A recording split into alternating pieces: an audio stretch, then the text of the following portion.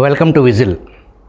గత వారం మాజీ రిటైర్డ్ డీజీ ఏబి వెంకటేశ్వర గారితో ఏబీవీ డైరీ పేరుతో ఆ వారం రోజుల పాటు ఏదైతే టాపిక్, సీరియస్ టాపిక్, ఎలిగేషన్స్, రాజకీయ దాడి, సోషల్ మీడియా తుఫాను, దానికి సంబంధించి విజిల్ ఒక ప్రయత్నం, అసలు ఏంటి, నిజాలు ఏంటి అనేదాన్ని ప్రజలకు చేరవేయాలి.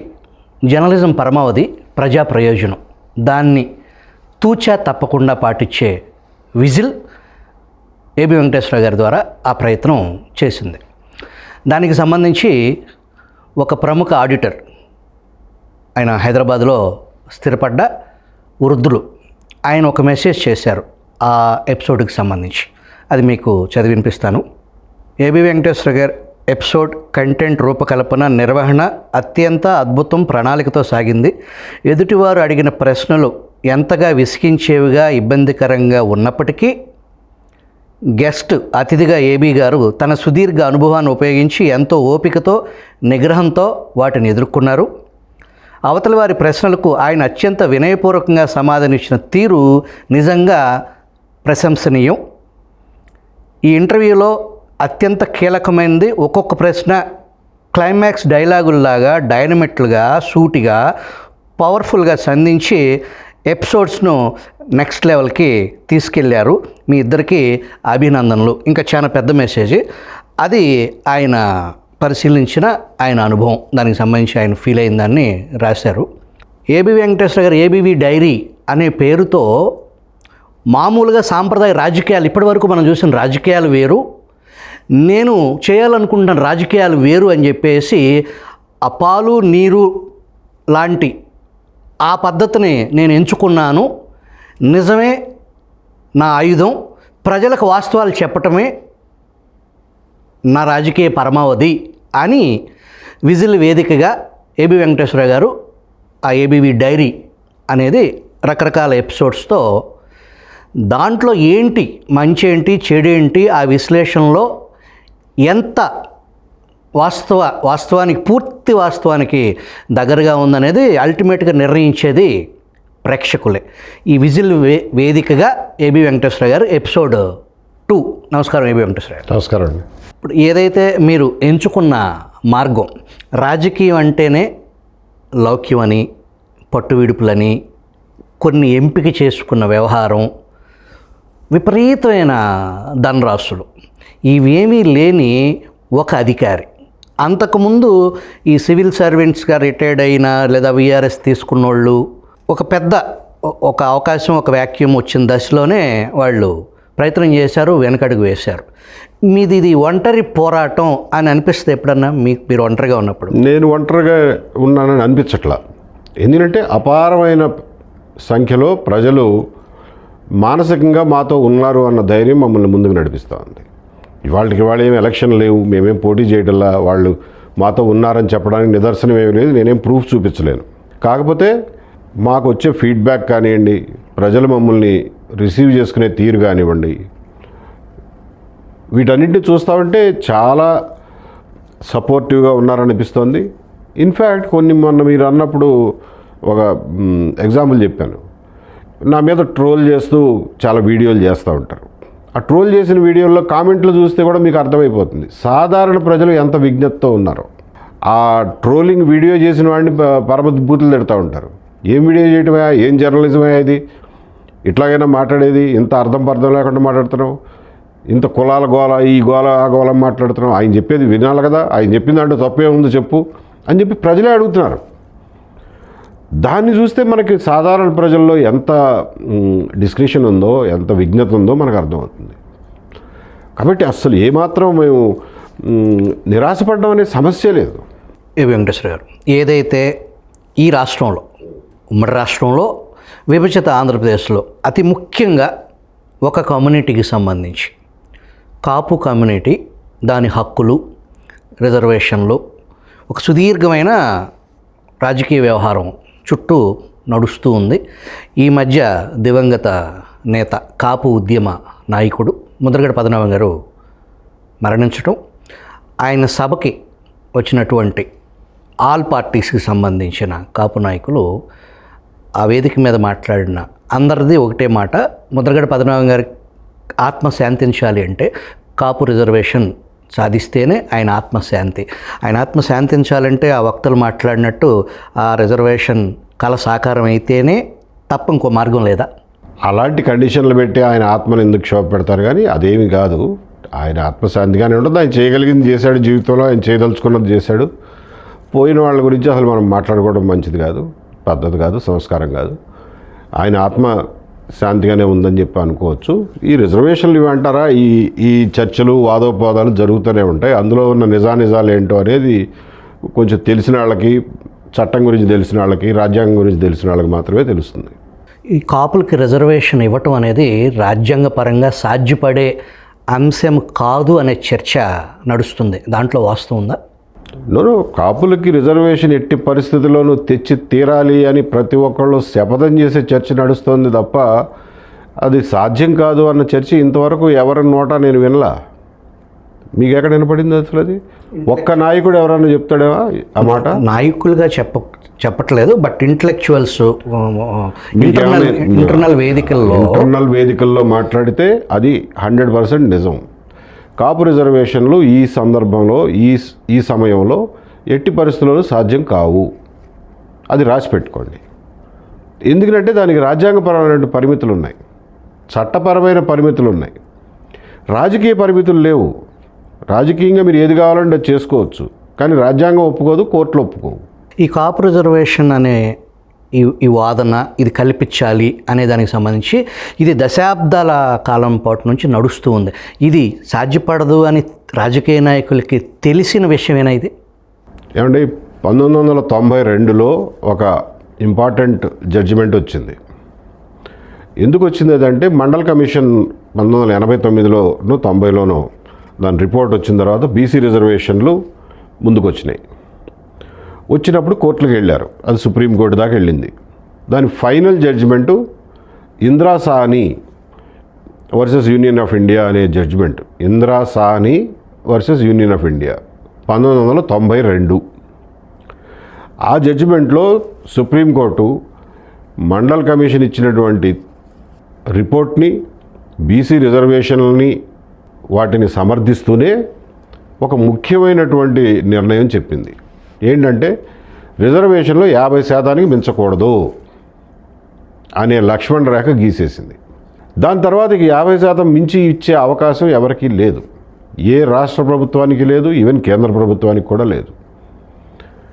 మన రాష్ట్రంలో చూస్తే 50% ఇప్పటికే నిండిపోయింది. మన దగ్గర ఎస్సీ రిజర్వేషన్లు 15%, ST reservation 6%, BC reservation 29%, including ఆ ముస్లిమ్స్తో కలిపి మొత్తం 50 అయిపోయింది. ఇంకా అక్కడెక్కడ కాపులను తీసుకొచ్చి పెట్టడానికి చోటు లేదు. కాబట్టి రాజ్యాంగపరంగా అది సాధ్యపడే విషయం కాదు. మతపరమైన రిజర్వేషన్స్ కూడదు అనే ఒక బలమైన వాదన ఉంది. ఈ ముస్లిమ్స్కి రిజర్వేషన్ అనేది ఎలా కొనసాగుతుందంటారు? దాన్ని హైకోర్టులో కొట్టేశారు. మతపరమైన రిజర్వేషన్లు కుదరదు. 4% ఇచ్చారండి వైఎస్ రాజశేఖర రెడ్డి గారి టైంలో. ఇస్తే అది హైకోర్టులో కుదరదని కొట్టేసింది. వీళ్ళు సుప్రీంకోర్టుకి వెళ్ళారు, నానా తంటాలు పడి స్టే తెచ్చుకుని వాళ్ళు మేము మతపరంగా ఇవ్వలేదు, వాళ్ళు ఒక మతంలో వెనకబడిన వర్గంగా విభజించి ఇచ్చాము. ముస్లింల్లో కూడా రండి, మీకు సయ్యద్లని, షేక్లని, ఇలా రకరకాల వర్గాలు ఉంటాయి. కొన్ని వర్గాలు మరీ వెనకబడి ఉన్నాయి కాబట్టి వాళ్ళకి ఇచ్చాము. ముస్లిమ్స్లో రిజర్వేషన్ పొందే హక్కు లేని ముస్లిమ్స్ కూడా చాలామంది ఉన్నారు. ఆ రకంగా వాళ్ళని వెనకబడిన వాళ్ళు, వెనకపడని వాళ్ళగా విభజించి చేశాము. కాబట్టి ఎంతో కొంత ఆలోచించే చేశాము, ఇంటెలిజెంట్ క్రైటీరియా ఉపయోగించాము అని చెప్పి, ఇంటెలిజిబుల్ క్రైటీరియా అంటారు, దాన్ని ఉపయోగించే చేశాము అని చెప్పి స్టే తెచ్చుకున్నారు మొత్తానికి. ఆ స్టే మీదే నడుస్తుంది. తీర్పు లేదు ఇప్పటివరకు. ఇంకా తీర్పు రాలా. అది ఎప్పుడైనా క్యాన్సిల్ అయితే ఆ 4% ఖాళీ అవుతుంది. 2014 ఎన్నికల్లో ఈ కాపు రిజర్వేషన్ హామీ రాజకీయ నాయకులకి తెలిసే ఇది చట్టపరంగా అయ్యే పరిస్థితి లేదు అని తెలియక ఎన్నికల హామీగా ఇచ్చారా? వాళ్ళకి తెలుసో లేదో తెలియదు, కానీ ఆ రోజుకైతే అది సాధ్యపడే విషయం కాదు. 2014లో ఇద్దామనుకున్నా కానీ సాధ్యం అయ్యేది కాదు. మరి ఇంత బేసిక్ వెరిఫికేషన్ కూడా చేసుకోకుండా హామీ ఎలా ఇచ్చారో నాకైతే తెలియదు. నేను అప్పుడు ఎన్నికల గోల్లో లేను. ఈ ముద్రగడ పద్మనాభం గారు ఈ విషయంలో సుదీర్ఘమైన పోరాటం, అనుభవం, చర్చలు, చట్టం, ఆ అవగాహన ఉండే ఉద్యమం నడిపారా, లేదంటే అవగాహన లేక నడిపారనుకోవచ్చా? ముద్రగడ పద్మనాభం గారికి సొంతంగా ఇంత చట్టం, రాజ్యాంగం గురించి తెలిసే అవకాశం లేదు. ఆయన ఎవరినన్నా లాయర్ని సంప్రదించి ఉండాలి. ఆయన లాయర్ గారు ఎస్జి రామారావు గారు అని రాజమండ్రిలో ఉంటారు. చిన్నప్పటి నుంచి వాళ్ళ ఫ్యామిలీ లాయర్ ఆయన. ముద్రగడ పద్మనాభం గారికి చాలా హితైషుడు, ఆయన మంచి కోరే వ్యక్తి. ఆయనతో సంప్రదించారని అనుకుంటున్నాను. మరి ఎస్జి రామారావు ఏం చెప్పారో తెలియదు. పాపం ఆయన కూడా కాలం చేశారు. వాళ్ళ అబ్బాయి ఉన్నాడు ఇప్పుడు. సో వాళ్ళిద్దరూ లేరు కాబట్టి మనం ఆయన తెలిసి చేశారా తెలియజేశారా అనేది స్పెక్యులేషనే తప్ప మనం హితమితంగా చెప్పలేము. 2019 ఎన్నికల్లో ఎన్నికల సభలో, అది కూడా జక్కంపూడి లాంటి ఏరియాలో కాపు రిజర్వేషన్ అనేది కేంద్ర ప్రభుత్వ పరిధిలో అంశం. జగ్గంపేట కేంద్ర ప్రభుత్వ పరిధి అంశం అని చెప్పేసి జగన్మోహన్ రెడ్డి ఎన్నికల ర్యాలీలో చెప్పటం, అంటే ఆ చెప్పటం అతనికి పూర్తి స్పష్టత ఉండి చెప్పినట్ట తెలియదు. ఆయనకి కూడా స్పష్టత లేదు. స్పష్టత ఉన్నాళ్ళైతే అసలు ఆ మాట అనరు. స్పష్టత ఉన్నాళ్ళైతే ఇది సాధ్యపడే విషయం కాదు, 50% నిండిపోయింది అన్న మాట ఒక్క ముక్క చెప్పుంటే అయిపోయేది. ఈ కాపు రిజర్వేషన్కి సంబంధించిన ఇష్యూలో రాష్ట్ర ప్రభుత్వం లేదా కేంద్ర ప్రభుత్వం విడివిడిగా లేదా కలిసి చేయగలిగిన ఆ కళ సాకారం చేసేదానికి ఏమన్నా అవకాశం ఉందంటారు? 2 పనులు చేయాల్సి ఉంటుందండి. ఒకటి, ఇవాళ 50% రిజర్వేషన్ అనేది సుప్రీంకోర్టు తీర్పు కాబట్టి అది శాసనం, దాన్ని ఎవరూ మార్చలేరు. ఈవెన్ పార్లమెంట్ కూడా మార్చలేదు. మీరు చేయాలనుకుంటే రాజ్యాంగ సవరణ చేయాలి. రాజ్యాంగ సవరణ చేయాలంటే 2/3 మెజారిటీ, స్పెషల్ మెజారిటీ కావాలి. 2/3 మెజారిటీతో రాజ్యాంగాన్ని సవరించి పార్లమెంట్లో, నాకు తెలిసి స్టేట్స్ నుంచి హాఫ్ ద స్టేట్స్ నుంచి రాటిఫికేషన్ కూడా కావాలో అక్కర్లేదో నాకు తెలియదు, కానీ కనీసం రాజ్యాంగ సవరణకైతే 2/3 మెజారిటీ కావాలి. ఏ రకంగా చూసినా అది జటిల సమస్య తప్ప. ఇది ఒకటే కాదు, మరాఠా రిజర్వేషన్ కావాలని, జాట్ రిజర్వేషన్ కావాలని, హింసాత్మకమైన మన దగ్గర జరిగినంత హింస చాలా రాష్ట్రాల్లో జరిగింది. వాళ్ళందరూ ఆ రాష్ట్ర ప్రభుత్వాలు ఆ ఒత్తిడి తట్టుకోలేక రకరకాల చట్టాలు చేసినాయి. ఫర్ ఎగ్జాంపుల్, మరాఠా రిజర్వేషన్ ఇస్తామని చెప్పి మహారాష్ట్ర ప్రభుత్వం ఒక బిల్లు తీసుకొచ్చింది. దాని మీద కోర్టుకు పోయారు. కోర్టుకు పోతే Jayashree Laxmanrao Patil versus chief minister అని ఒక కేసు అయింది 2021లో. Jayashree Laxmanrao Patil versus chief minister 2021. అందులో 5 జడ్జి బెంచ్ సుప్రీంకోర్టులో మరాఠా రిజర్వేషన్లో కొట్టిపడేసింది. 50% మించింది ఇవ్వడానికి వీల్లేదు అని. కాబట్టి మన దగ్గర ప్రెసిడెంట్స్ ఉన్నాయి, కేసులా ఉంది. కాపులు కూడా అదే టైప్లోకి వస్తారు. మీరు ఒకవేళ చేయదలిచినా కానీ సుప్రీంకోర్టు కొట్టేస్తుంది. ఆంధ్రప్రదేశ్ అసెంబ్లీలో ఈడబ్ల్యూఎస్ కోటా కింద 5% కాపులకి చట్టం చేశారు. అది ఎందుకు నోచుకోవట్ల అమలుకు? 2019లో బిల్లు పెట్టారండి. దాన్ని అమల్లోకి జీవో రూపంలో ఎప్పుడూ తీసుకురాలా. ఎందుకు తీసుకురాలేదంటే అది కూడా చెల్లదు, తీసుకొస్తే చెల్లదు. అందుకే తీసుకురాకుండా మేమైతే బిల్లు పెట్టాం, మా తప్పేమీ లేదు అని ఎవరికాడి చేతులు కడిగేసుకుంటున్నారు. ఎందుకు ఇదంతా? నిజం చెప్పొచ్చు కదా. కాపులకి ఈడబ్ల్యూఎస్లో ఇచ్చిన 5% రిజర్వేషను కాపులకి ఇవ్వడం కుదరదు. రాజ్యాంగపరంగా అది కొట్టివేయబడుతుంది. క్లియర్. మీరు రాజకీయాల్లో ఉన్నారు, రాజకీయాలకు అడుగు పెట్టారు నూతనంగా. ఇది ఒక విస్ఫోటమైన పదార్థాన్ని మీరు టచ్ చేస్తున్నారు అని పూర్తి అవగాహనతో, పూర్తిగా ప్రిపేర్ అయ్యే డిసైడ్ అయ్యి చెప్తున్నారా? పూర్తి అవగాహనతో, పూర్తి బాధ్యతతో మన ఆంధ్రప్రదేశ్ని పట్టి పీడిస్తున్న అతి ప్రధానమైన సమస్యల్లో ఒకటైనటువంటి ఈ కుల రాజకీయాల సమస్యని ఫినాయిల్తో, చీపురి కట్టతో కడిగి పారేయటం కోసం మాత్రమే రాజకీయాల్లోకి వచ్చాం. అంతే తప్ప ఏదో మేము సొంతంగా మాకు సెల్ఫ్ ఇంట్రెస్ట్ ఉండి కాదు. అందులో భాగంగా ఒక బాధ్యతగా ఈ మాటలు చెప్తున్నా. కాపులకి క్లియర్గా అర్థం కావాలి, 50% కోటా నిండిపోయింది. ఇందిరా సాహ్ని కేసు మీకు అడ్డొస్తుంది ఏ పొలిటికల్ పార్టీ మీకు ప్రామిస్ చేసినా అది అబద్ధపు ప్రామిసే, దాన్ని నమ్మొద్దు. ఈడబ్ల్యూఎస్లో 10%లో 5% ఇస్తామని చెప్పి చేసిన బిల్లు కూడా తెలియకుండా చేసిన బిల్లే. అంటే ఆ మాత్రం న్యాయ సలహా తీసుకున్నారా లేదా అని అడిగితే నాకు తెలియదు. ఎందుకంటే నేను ఆ న్యాయ సలహాలు ఇచ్చే వింగ్లో ఎప్పుడు పనిచేయలేదు కాబట్టి నాకు తెలియదు. బట్ ఈడబ్ల్యూఎస్ 5% కోటా కూడా రాజ్యాంగపరంగా చెల్లదు. ఈ మంజునాథ్ కమిషన్ కాపు, బలిజ, ఒంటరి, తెలగ దీనికి సంబంధించిన ఆ నివేదిక సమరీ అత్యంత ముఖ్యమైన అంశాలు ఏంటి సార్? 2014లో చేసిన తెలియక చేసినటువంటి ప్రామిస్ని నిలబెట్టుకుంటున్నామన్న చూపించుకోవడం కోసం మంజునాథ్ కమిషన్ వేశారు. మరి ఈ మధ్యలో ఎవరో లీగల్ ఎక్స్పర్ట్స్ కానీ, లీగల్ బ్రెయిన్స్ కానీ,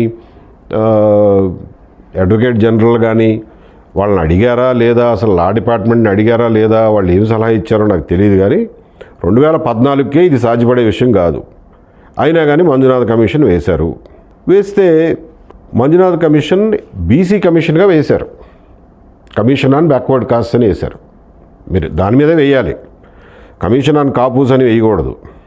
కమిషన్ ఆన్ బ్యాక్వర్డ్ కాస్ట్ వేసి కాపులు మాకు కూడా బ్యాక్వర్డ్ కాస్ట్ స్టేటస్ ఇవ్వండి అని చెప్పి వాళ్ళు అర్జీ పెట్టుకుంటే కమిషన్ దాన్ని పరిశీలించి వాళ్ళ రిపోర్ట్ ఇవ్వాలి. అది ప్రాసెస్.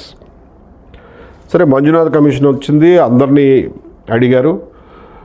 కాపులు వాళ్ళ కేసు వాళ్ళు ప్రజెంట్ చేసి ఉంటారు. సైమల్టేనియస్గా మనకి ఇందిరా సాహ్ని కేసు వచ్చినప్పుడు సుప్రీంకోర్టు ఒక ట్రిపుల్ టెస్ట్ అని పెట్టింది. ఒకటి ఏంటంటే, మీరు ఇష్టం వచ్చినట్టుగా ఎవరికి కావాలంటే వాళ్ళకి మీకు నచ్చిన వాళ్ళకి రిజర్వేషన్ ఇవ్వడం కుదరదు. ఎవరికైనా రిజర్వేషన్లు ఇవ్వాలంటే దాని మీద ఒక కమిషన్ వేయాలి. వాళ్ళు పూర్తి స్థాయిలో స్టడీ చేసి రిపోర్ట్ ఇవ్వాలి. రెండోది, మీరు ఎంపరికల్ డేటా ఉండాలి, అంటే స్టాటిస్టికల్ డేటా ఉండాలి మీ దగ్గర. వీళ్ళ జనాభా ఎంత, రకరకాల రాజకీయ పదవుల్లో కానివ్వండి, వ్యాపారాల్లో కానివ్వండి, ఎడ్యుకేషన్ స్టేటస్లో కానివ్వండి, ప్రభుత్వ ఉద్యోగాల్లో కానివ్వండి, వీళ్ళ పర్సంటేజ్ రిప్రజెంటేషన్ ఎంత, ఏ రకంగా వెనకబడి ఉన్నారని చెప్తారు అని ప్రూవ్ చేయాలి. సమగ్ర డేటాని ఆధారంగా మాత్రమే డెసిషన్ తీసుకోవాలి. అది రెండో టెస్టు. మూడో టెస్టు ఈ ఇంటెలిజిబుల్ క్రైటీరియా అంటారు. దానికి ఒక హేతుబద్ధమైనటువంటి ప్రాతిపదిక ఉండాలి ఇవ్వడం కోసం. సహేతుకమైన జస్టిఫికేషన్ ఉండాలి.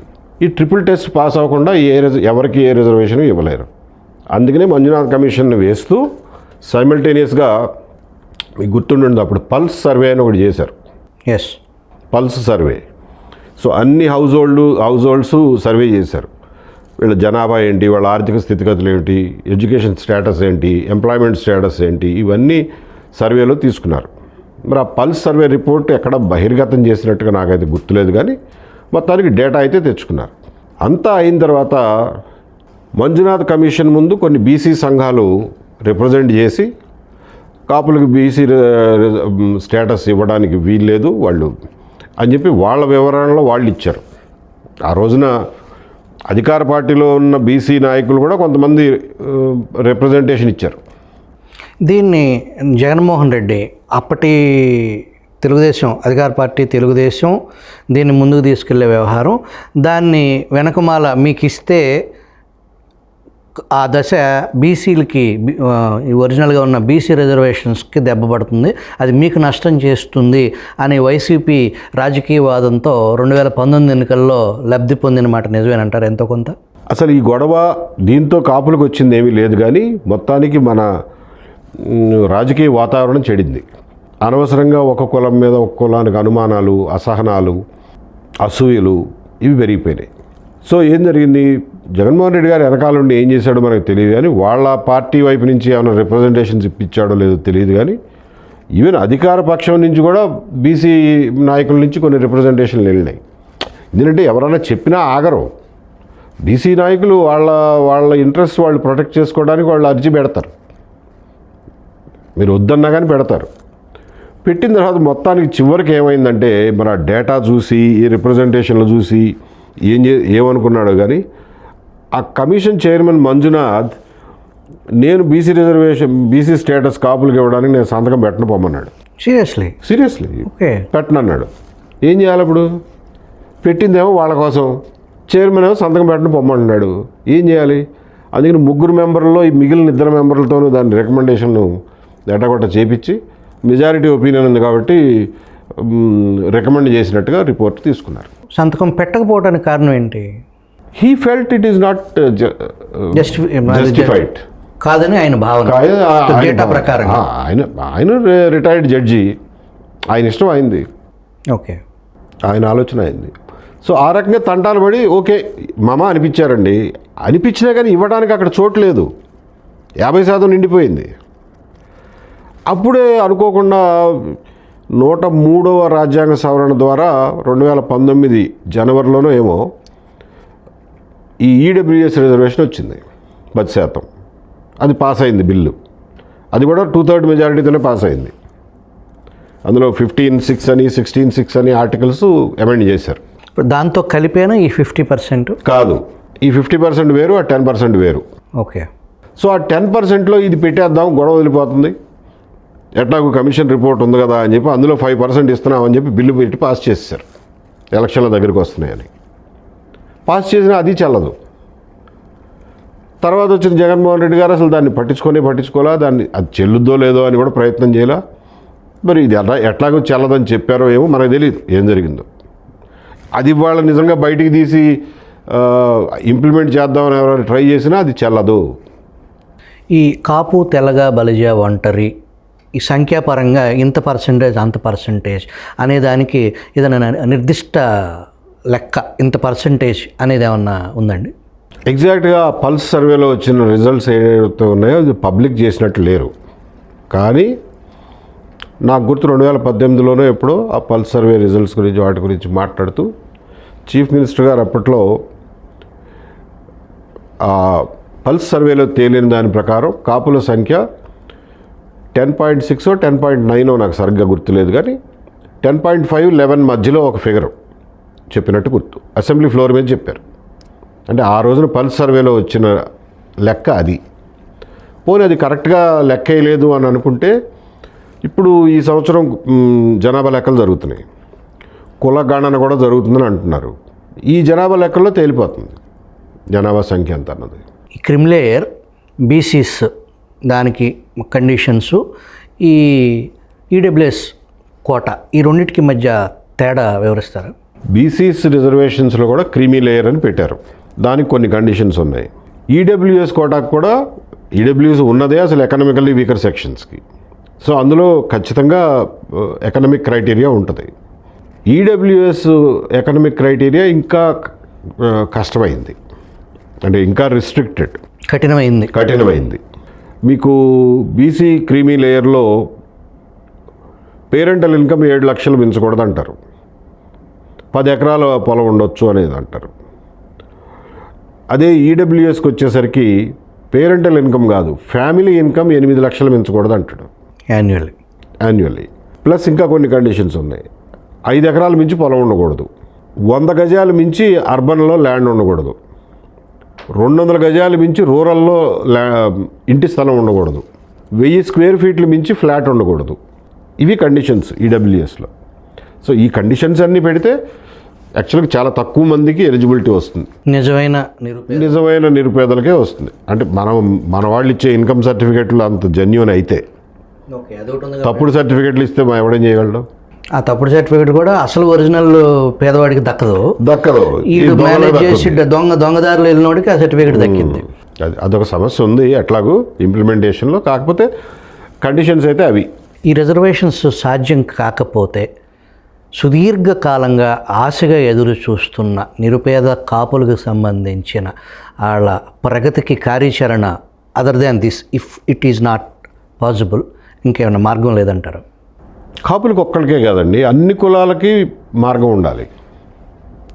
ఒక్క కులాం గురించి ఎందుకు మాట్లాడాలి అసలు మనం? ఎవరికి అవసరం లేదు ప్రగతి, ఎవరికి అవసరం లేదు అభివృద్ధి, ఎవరు కావాలని కోరుకోరు వాళ్ళు బాగుపడాలని, ఇంకా బాగా చదువులు రావాలని, డబ్బులు సంపాదించుకోగలగాలని, అవకాశాలు రావాలని ఎవరు కోరుకోరు? అందరికీ అటువంటి అవకాశాలు కలగజేసే సమాజాన్ని నిర్మించుకోవడానికి ప్రయత్నం చేయాలి తప్ప మా లెక్కలో, మా రాజకీయాల్లో అయితే ఈ కులాలని పైకి తెస్తాం, ఈ కులాలకు రాజ్యాధికారం ఇస్తాం అని చెప్పి మేమైతే చెప్పాం. ఈ వివరాలన్నీ సమగ్రంగా మీకు ఎప్పుడు తెలుసు రావు గారు? నిజం చెప్పాలంటే నేను లాలో జాయిన్ అయిన తర్వాత చదువుకుంటా అంటే అర్థమైనాయి ఇవన్నీ. చదువుకుంటా అంటే అర్థమైనాయి. మరి మీరు ఇంటెలిజెన్స్ చీఫ్గా ఉన్నారు. ఇంటెలిజెన్స్ చీఫ్గా ఉన్నప్పుడు మాకు లా ఏం తెలిసొచ్చు, ఏదో కొంతవరకే కాన్స్టిట్యూషన్ లా తెలుసు, కానీ ఇంత వివరాలు ఇంత లోతుగా ఎప్పుడు చూడలే నేను. ఆ లా ఆఫీసర్లు వేరేగా ఉంటారు కదా, లా డిపార్ట్మెంటే ఉంటుంది. ఇంత సమగ్రమైన అవగాహన ప్రభుత్వాలు నడిపేవారికి, దాంట్లో ఈ లీగల్ వ్యవహారాలు లోతుగా చూసే ఆ సిస్టమ్స్కి, దాన్ని ప్రజలకి అర్థవంతంగా అర్థమయ్యేటట్టు చెప్పగలిగి ఉంటే, దట్టు మీరు ఇంటెలిజెన్స్ చీఫ్గా కూడా ఉన్నారు. అత్తుని రైలు ఘటన దేశవ్యాప్తంగా అది ఒక మచ్చ లాంటి ఘటన. అది అరికట్టలేకపోయారు ముందుగా. కరెక్ట్. 2, ఆ తర్వాత దాన్ని అసలు నిందితులు ఎవరో తేల్చలేకపోయారు. దీన్ని ఎలా చూడాలి? మీ బాధ్యత. కరెక్ట్, నా బాధ్యత అనుకోండి. 6 నెలల ముందు నుంచి ఈయన క్యాంపెయిన్ మొదలెట్టారు ముద్రగడ గారు. ఆయనతో ప్రాబ్లం ఏంటంటే ఆయన యాక్చువల్గా ఏం చేయబోతున్నాడో అన్నది వాళ్ళ ఇంట్లో వాళ్ళకి కూడా తెలియదు. ఆయనకి అత్యంత సన్నిహితమైన రాజకీయ అనుచరులకు కూడా తెలియదు, ఎవ్వరికీ చెప్పరు. అంత కాన్ఫిడెన్షియల్గా పూర్తిగా ఆయన మనసులోనే, ఆయన జేబులోనే పెట్టుకుంటారు. ఏం చేయబోతున్నారో ఎవ్వరికీ తెలియదు. సో నెక్స్ట్ రోడ్డు మీదకి వచ్చి పెట్రోల్ పోసుకుంటారో, లేకపోతే అక్కడే పెట్రోల్ పోసుకుని ఏదో అఘాయిత్యం చేయబోతారో, రైల్వే లైన్ మీదకి వెళ్ళి కూర్చుంటారో. అప్పుడు రైల్వే లైన్ మీదకి వెళ్ళడం, అప్పుడే ఆ ట్రైన్ రత్నాచల్ ఎక్స్ప్రెస్ రావడం, అది కోయిన్సిడెంటల్గా జరిగింది. సో లాస్ట్ మినిట్ దాకా ఎవరికి తెలీదు. సో కాన్స్పిరసీ ఉద్దేశపూర్వకంగా దాన్ని వైసీపీ పథక రచనలో భాగంగా అట్లా తగలబెట్టిన ఘటనగా వైసీపీ ఫండింగ్ అయితే చేసింది మీటింగ్కి. వైసీపీ ఫండింగ్ చేసింది. ఎందుకంటే భూమన్ కరుణాకర్ 2-3 సార్లు వచ్చి ఏయో ఇచ్చిపోయాడు. ఆ మేరకు అయితే మాకు ఇంటెలిజెన్స్ ఉంది. పిలిపించినట్టున్నారుగా. పిలిపించారు, బట్ ఆ ఇన్వెస్టిగేషన్ కూడా చాలా నేలబారుగా జరిగిందిలేండి. It was not up to the mark. ఇందాక మీరు అంటున్నది వదిలేసింది ఒకటి చెప్తా, కొంచెం తేదీలతో సహా చెప్తే కానీ అర్థం కాదు. 2019 జనవరిలో ఈడబ్ల్యూఎస్ రిజర్వేషన్లు రాజ్యాంగ ఆమోదం పొందింది, కానీ దాని మీద కేసులు కోర్టులకు వెళ్ళారు. కోర్టులకు వెళ్తే 2022లో దాని మీద తీర్పు వచ్చింది. అగైన్ 5 జడ్జీల బెంచి, అది 3-2 మెజారిటీతో ఆ ఈడబ్ల్యూఎస్ రిజర్వేషన్లు సమర్థించింది సుప్రీంకోర్టు. ఇద్దరు డిసెంటింగ్లో రవీంద్ర భట్ అని ఒక ఆయన, CJI Lalit, chief justice of India కూడా డిసెంట్ ఇచ్చాడు. 3 జడ్జిలు దాన్ని సమర్థించారు. పర్వాలేదులేండి, ఇదని మేము ఒప్పుకుంటున్నాం ఈడబ్ల్యూఎస్కి అని. ఆ సమర్థించిన దాంట్లో ఏం పెట్టారంటే, మెలికి ఎందుకు సమర్థిస్తున్నాం మేము అని అంటే, ఈ ఈడబ్ల్యూఎస్ రిజర్వేషన్ అనేది కాస్ట్ న్యూట్రల్, కాస్ట్ బ్లైండ్, అంటే కులం మీద ఆధారపడి లేదు. ఆల్రెడీ రిజర్వేషన్ ఉన్నటువంటి ఎస్సీ, ఎస్టీ, బీసీలని పక్కకు పెట్టి మిగిలిన ప్రజలందరికీ ఇది అప్లికబుల్ అవుతుంది కాబట్టే అనుమతిస్తున్నాం అని చెప్పి 3 దాన్ని సమర్థించిన జడ్జిలు వాళ్ళ జడ్జిమెంట్లో రాశారు. కాబట్టి వాళ్ళ ఆ ఈడబ్ల్యూఎస్లో 5% కులం ఆధారంగా ఒక కాపులకు ఇచ్చారనుకోండి, ఇమీడియట్గా కొట్టేస్తారు. ఎందుకంటే అసలు ఆ ఈడబ్ల్యూఎస్ బతికున్నదే అది కులరహితమైనటువంటి రిజర్వేషన్ కాబట్టి దాని స్వరూపమే పూర్తిగా పేదరికం, దాని ఆర్థిక ప్రాతిపదిక మీద. దాన్ని కుల ప్రాతిపదిక తీసుకొస్తే ఈ 5% ఆ 50తో కలుస్తాయి, 55 అయిపోతుంది. సో మళ్ళీ దడ్డు వస్తుంది, 50.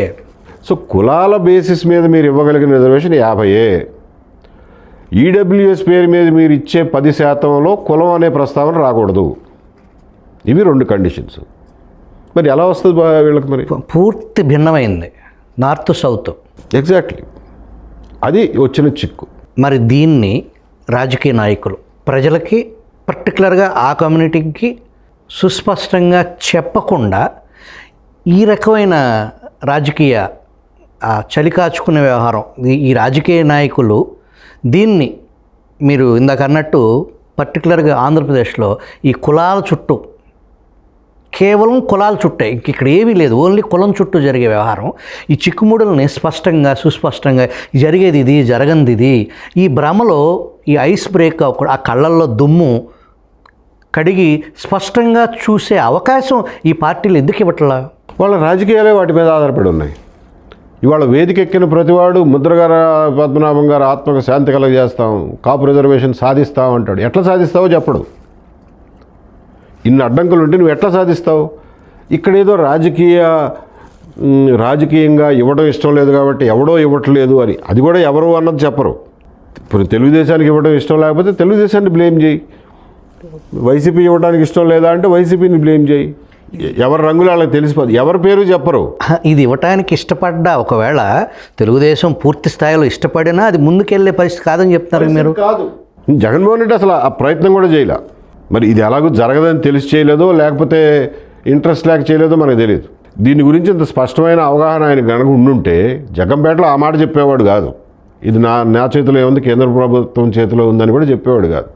ఇది ఎవరి చేతిలో లేదయా 50% మించిపోయిందని చెప్పేవాడు.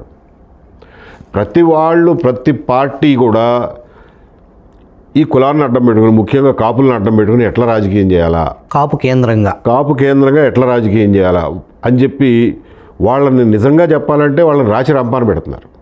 ఒక పక్కన వాళ్ళకేమో వస్తుందో రాదో తెలియదు, వచ్చే అవకాశం ఉందో లేదో తెలియదు, ఎవడ మాట నమ్మాలో తెలియదు. ప్రతివాడు వచ్చి నీ శ్రేయస్సు కోరేవాడిని అని చెప్పి అబద్ధాలు చెప్తున్నాడు. కాబట్టి ఈ విషయాన్ని వదిలేయండి. ఇప్పుడు మిమ్మల్ని కూడా ఈ వీడియో రిలీజ్ అయిన తర్వాత మీరు కమ్మ కాబట్టి మీకు కాపు వ్యతిరేకి అని మీకు ఇష్టం లేదు, దీన్ని ఒక కొత్త కథని ఏబి వెంకటేశ్వరరావు కథను నడిపిస్తున్నారు అనే దాడి కూడా మీ మీద జరగడానికి మీరు ప్రిపేర్ అని నేను రెడీయే. ఎందుకండి ఎంతమంది సీనియర్ లాయర్లు లేరు? ఇప్పుడు నేను చెప్పాను, 2-3 కేసులు చెప్పాను. ఆ కేసు అసలు ఇవాళ గూగుల్ తెరిస్తే వాళ్ళకందరూ వాళ్ళే చూసుకోవచ్చు, ఎవరైనా చూసుకోవచ్చు. ఈ కేసులు 3 కేసులు. Indira Sawhney versus Union of India 1992, Jayashree Laxmanrao Patil versus chief minister 2021, Jan Abhiyan versus Union of India 2022. ఈ 3 కేసులు తీసి చూసుకోండి, మీకే అర్థమైపోద్ది అది అయ్యేదో కాదో. లేకపోతే సీనియర్ లాయర్లు ఎవరైనా అడగండి, ఏ కమ్యూనిటీ లాయర్ని కావాలంటే ఆ కమ్యూనిటీ లాయర్ని అడగండి, వాళ్ళే చెప్తారు నిజమేంటో. కాబట్టి మెంటల్గా ముందు ప్రజలు ఒక శాంతించాలి, దీని మీద ఒక అవగాహనతో, వాస్తవిక దృక్పథంతో దీనికి ఒక ఫుల్ స్టాప్ పెట్టాలి, ఈ చర్చకి ఒక ఫుల్ స్టాప్ పెట్టాలి అని నా కోరిక. ఎందుకంటే లేకపోతే మొత్తం రాజకీయం, పబ్లిక్ డిస్కోర్స్, సోషల్ మీడియాలో చూసినా ఎక్కడ చూసినా తూతూ మేమే అనుకుంటా, ఒకరినొకటి తిట్టుకుంటా ఈ గోళంలోనే పడి వస్తున్నాం. అసలు రాష్ట్రం గురించి, రాష్ట్రం అభివృద్ధి గురించి, మన భవిష్యత్తు ఏంటి, మన గోల ఏంటి అనేది ఎవడో ఆలోచించట్లా. ఇప్పుడు ఈ ముద్రగడ గారు చనిపోయిన తర్వాత మళ్ళీ దీన్ని నెక్స్ట్ ఫేజ్ 2 జగన్ 2.0 లాగా ముద్రగడ గారి దశ, ఆ తర్వాత ఆఫ్టర్ ముద్రగడ ఈ కాపు అనే దానికి సంబంధించి ఆల్ పార్టీసు, దాంట్లో మళ్ళీ గ్రూపులు, దాంట్లో మళ్ళీ రకరకాల గోల్ నడుస్తుంది, కొత్త అలైన్మెంట్స్, ఎంత చర్చ నడుస్తుంది, దీని చుట్టూనే నడుస్తుంది. మళ్ళీ వీళ్ళందరూ కలిసి మళ్ళీ అదే కమ్యూనిటీకి సంబంధించి ఆశ పెట్టడం, కల్పించటం, అమాయకుల్ని, యువతని మళ్ళీ అదొక మోసం కింద, మళ్ళీ అదొక అన్రెస్ట్ కింద వెళ్ళే పరిస్థితిగా. కులాల మీద ఆధారపడి లేకపోతే కుల బలం మీద ఆధారపడి రాజకీయం చేసే వాళ్ళకి ఇంతకు మించిన మార్గం ఉండదు. వాళ్ళ బతికే అది. పొద్దున్నే లేచిన దగ్గర నుంచి వాళ్ళ రాజకీయమే అది. అసలు అది లేకపోతే వాళ్ళకి రాజకీయంగా మనుగడ లేదు, అస్తిత్వం లేదు. కుల అస్తిత్వం మీదే వాళ్ళ రాజకీయ అస్తిత్వం ఆధారపడి ఉంది. అటువంటి వాళ్ళు ఇంతకంటే బెటర్గా రాజకీయాలు చేస్తారని నేను ఎట్లా అనుకుంటాం? దురాశ అవుతుంది. కాబట్టి ఈ రాజకీయాలకు ఫుల్ స్టాప్ పెట్టాలంటే నిజాలు ప్రజలు తెలుసుకోవడం అవసరం. అన్ని కమ్యూనిటీస్ లాగానే కాపుల్లో కూడా హేతుబద్ధంగా ఆలోచించే ప్రజానీకం వాస్ట్ మెజారిటీ ఉంటుంది. వాళ్ళకి నిజాలు ఎవడో చెప్పట్లేదు కాబట్టి వాళ్ళు గందరగోళంలో పడుతున్నారు. అదర్వైజ్ వాళ్ళు చదువుకోలేదా? వాళ్ళకి మిగిలిన వాళ్ళకు ఉన్నంత విజ్ఞత వాళ్ళకు ఉన్నదా ఏంటి? నిజం చెప్తే వాళ్ళే అర్థం చేసుకుంటారు. ఇదే పరిస్థితి. మీరు ఒక్కళ్ళే అని కాదు, ఎంతోమంది వెనకబడి ఉన్నారు. మీలో ముందుబడి ఉన్నవాళ్ళు ఉన్నారు, మిగతా కులాల్లో వెనకబడిన వాళ్ళు ఉన్నారు. అందరినీ ముందుకు తీసుకెళ్ళాలి, అందరికీ మంచి అవకాశాలు సమాన అవకాశాలు కల్పించలేము. ఇప్పుడు నేను జర్నలిస్ట్ అవుదామంటే అవ్వగలనా? మీలాగా సమాన అవకాశం జర్నలిస్ట్గా నాకు ఎవరు కల్పించలేరు. ఎవరికి ఏ ఫీల్డ్లో ఇంట్రెస్ట్ ఉంటే ఆ ఫీల్డ్లో షైన్ అవ్వడానికి అవకాశాలు, అది కృషి, వాళ్ళకి యాప్టిట్యూడ్ ఉండాలి, వాళ్ళకి ఇంట్రెస్ట్ ఉండాలి.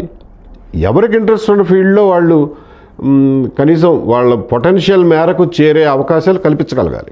బేసిక్ నీడ్స్ ఆర్ మినిమం అనుకోండి. నాకు ఈ ఫీల్డ్లో ఇంట్రెస్ట్ ఉంది, నాకు ఆ కెపాసిటీ ఉంది, సో నేను చేరగలిగిన హయ్యెస్ట్ పొటెన్షియల్కి నేను చేరే అవకాశాలు నాకు ఉండాలి. ఇప్పుడు మా నూజివీడులో బాస్కెట్బాల్ ప్లేయరు, నేషనల్ లెవెల్కి బాస్కెట్బాల్ ప్లేయర్ కెపాసిటీ ఉందనుకోండి, he should be able to reach that. నేను మైకేల్ జోర్డాన్ అవుతానంటే అవలేకపోవచ్చు అతను. బట్ తన పొటెన్షియల్ ఉన్న మేరకు మనం అవకాశం కల్పించాలి. అది అందరికీ అవసరం, అన్ని కమ్యూనిటీస్కి అవసరం, ఒక కాపులకే కాదు, కమ్మళ్ళకే కాదు, అందరికీ అవసరం. అటువంటి సమాజాన్ని నిర్మించుకోవాలంటే మనం ఈ కులాల బేసిస్ మీద రాజకీయం చేస్తే అటువంటి సమాజాన్ని ఎప్పటికీ నిర్మించుకోలేము. ఇప్పుడు కాదు, 100 సంవత్సరాల తర్వాత కూడా నిర్మించుకోలేము. ఆంధ్రప్రదేశ్ని కులరహిత ఆరోగ్యకరమైన సమాజం కాంక్షించే మీలాంటి వాళ్ళు ఇచ్చే సందేశం ఏంటి? కులరహితం అంటే కులాలు నశించాలని నేనేం చెప్పను, ఎందుకంటే అది చాలా పర్సనల్ విషయం. కులాలు ఎప్పుడు పోతాయంటే ఎక్స్టెన్సివ్గా ఇంటర్ కాస్ట్ మ్యారేజెస్ జరిగి కొన్ని తరాల తర్వాత అసలు నా కులం ఏంటో నాకే తెలియని పరిస్థితి వచ్చే నాడు మాత్రమే కులాలు పోతాయి. అంతే అప్పటిదాకా ఆ ఐడెంటిటీ, ఆ కాన్షియస్నెస్ ఉంటుంది మనుషుల్లో, ఆ ఐడెంటిటీ ఉంటుంది. దాన్ని వ్యక్తిగత వ్యవహారాల వరకు మీరు పరిమితం చేస్తే దానివల్ల సమాజానికి వచ్చిన నష్టం ఏమీ లేదు. మీ కుల ఐడెంటిటీ మీతోనే ఉంచుకోండి, కానీ రాజకీయాల్లోకి తీసుకురాకండి. ఇతర వాళ్ళతో పోల్చుకోవడానికి, పోటీ పడడానికి కులాన్ని తీసుకురామా. లెగిస్తే తినేదే ఈ కుల రాజకీయం కదా, అది చెప్పేది. సో కులాలని రాజకీయాల్లో కానీ సామాజిక వ్యవహారాల్లో కానీ నిషేధిస్తే కులాన్ని నిషేధించినట్టు కాదు, కుల స్పృహను నిషేధించినట్టుగా కూడా కాదు. నీకు ఇష్టమైతే బాబు నువ్వు మీ కులంలోనే పెళ్లి చేసుకో, మీ పిల్లలకి వాళ్ళకి ఇష్టమైతే మీ కులం వాళ్ళతోనే సావాసం చేయి, మాకేం ఇబ్బంది లేదు. మీ కులం వాళ్ళతోనే వనభోజనాలకు పో, ఎవరికి ఇబ్బంది లేదు. మీరు డబ్బులు వేసుకుని మీరు భోజనం చేస్తే ఎవరికి నష్టం. కానీ మేము అంతోళ్ళము ఇంతటోళ్ళము, మేము వాళ్ళ బొడి చేస్తాం వీళ్ళ బొడి చేస్తాం, ఈ వెధవ కంపారిజన్స్ వద్దు. ఎవడు బతుకాడు బతుకుదాం. అట్ పర్సనల్ లెవెల్ మన అందరికీ డిఫరెంట్ ఎబిలిటీస్ ఉంటాయి. ఎవడి కెపాసిటీ మేరకి, ఎవడి ఆకాంక్షల మేరకి, ఎవరి ఆస్పిరేషన్స్ మేరకి, ఎవరి అంబిషన్స్ మేరకి, ఎవరి యాప్టిట్యూడ్ మేరకి ఎదుగుదాం. అలా సమాజం నడిస్తే ఎవ్వరికి ఏ ప్రాబ్లం లేదు. సో కులాలని రాజకీయాల్లోకి, సామాజిక విషయాల్లోకి తీసుకురానంతకాలం కుల స్పృహ ఉండడం వల్ల వచ్చిన సామాజిక నష్టమేమీ లేదు. పర్సనల్ ఐడెంటిటీ వేరు, దాన్ని రాజకీయంగా వాడే పరిస్థితి వేరు. అది ఎప్పుడు వాడతారు అంటే మనం గొర్రెల్లాగా వాళ్ళ వెనకాల వెళ్ళినప్పుడే. నేను ప్రజలకు అప్పీల్ చేసేది ఏంటంటే let us rise above this. ఇది ఎందుకంటే ఇది మన ఏమి ముందుకు తీసుకుపోయేది కాదు, మన చొక్కా పడుకుని వెనక్కి లాగేదే. అండ్ ఈ కులాల బేసిస్ మీద రాజకీయం చేసేవాళ్ళు మన నెత్తి మీద మన మెడ మీద స్వారీ చేసేవాళ్ళే తప్ప మనం బాగు చేసేవాళ్ళు ఏం కాదు. వాళ్ళు ఏదో మహానాయకులు, కుల నాయకులు, జాతి నాయకులు అనుకుని మనం వాళ్ళకి దండలు వేయక్కర్లా. సర్వ ప్రజల హితము, సమాజ హితం కోరేవాడే నాయకుడు నా ఉద్దేశంలో. నాయకుడు అంటేనే అది కదా సమదృష్టి. ఒక కులాన్ని బాగు చేస్తా, ఒక కులానికి రాజ్యాధికారం తెస్తాననేవాడు నాయకుడే కాదు నా లెక్కలో. అది ఎవరైనా ఏ కులమైనా. ఇది ఈనాటి ఏబీవీ డైరీలో ఆంధ్రప్రదేశ్ రాజకీయాల్లో అత్యంత సున్నితమైన కాపు కేంద్రంగా, కాపు రిజర్వేషన్స్ కేంద్రంగా మళ్ళీ రకరకాల కదలికలు వస్తున్న దశలో ఏబీ వెంకటేశ్వర గారు వారి విలువైన సమయాన్ని విజువల్ ప్రేక్షకులకు ఇంత సమయం వెచ్చించి సవివరంగా చెప్పినందుకు ఏబీ గారికి ధన్యవాదాలు. అట్లాగే దీంట్లో సహేతుకమైన శాస్త్రీయ దృక్కోణం, చట్టం, న్యాయశాఖ సంబంధించిన ఆ పరిధిలో ఉన్న అంశాలు మేరకు ఇది వ్యక్తిగత అభిప్రాయాలు కాదు, ఏబీ వెంకటేశ్వర గారికి సంబంధించిన ఆ చట్టంలో ఉన్నది నేను చెప్తున్నాను అని చెప్పేసి ఆయన చాలా గట్టిగా చెప్తున్నారు. దీని మీద చర్చించండి. దీన్ని బూతులుగానో ఇంకో రకంగానో దీనికి వేరే ఉద్దేశాలు ఆపాదించి దీన్ని రాంగ్ చర్చ్గా నడిపే మీ ఆలోచన ఏదైతే కుట్ర రాజకీయాల కథనాల ఆ కథనం వైపు కాకుండా ఒక ఆరోగ్యపరమైన చర్చకు ఇది వేదిక కావాలి, ఈ అభిప్రాయం అనేదాన్ని తెలియపరుస్తూ మీకు ధన్యవాదాలు సార్. మీ వీక్షకులకు నా వైపు నుంచి కూడా ఒక విజ్ఞప్తి ఏంటంటే దయచేసి బూతులు రాయమాకండి, చదవలేక చూస్తున్నాం. మీ మీ విజిల్ ఛానల్ దాంట్లో కూడా నేను కామెంట్లు చూస్తా, ఎందుకంటే ప్రజల రియాక్షన్ ఏంటి, ఫీడ్బ్యాక్ ఏంటి, వాట్ దే ఫీల్. ఇది చర్చా వేదిక కింద అనుకుంటాం కదా. ఆ బూతులు రాస్తే అది ఏం చర్చ బూడిది? మీరన్నా దగ్గరుండి వాటిని ఎప్పటికప్పుడు రిమూవ్ చేయించే ఏర్పాటు చేయండి, లేకపోతే చదవబుద్ధిగా అట్లా. సో అందరికీ మీ వీక్షకులకు విజ్ఞప్తి ఏంటంటే మీరు ఏమి మాట్లాడపోయారు కానీ బూతులు మాత్రం మాట్లాడమాకండి ఆన్లైన్ ఈ సోషల్ మీడియాలో. Thank you sir.